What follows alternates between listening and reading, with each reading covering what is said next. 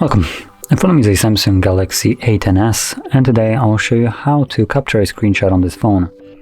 And to get started, open up the content that you wish to capture, which for me is gonna be just the main screen right here. So once it's open and visible, simply press the power key and volume down at the same time. As you can see, simple click of those, you get this animation that you've seen, and from there you can find your screenshot in your gallery application. You can see there it is. And that is how you can capture a screenshot on this phone. Now sometimes there's also a toggle in your notifications. Now I haven't checked it prior, so I'm looking at it right now, but it looks like it's not here. So that would be the only way you can capture a screenshot.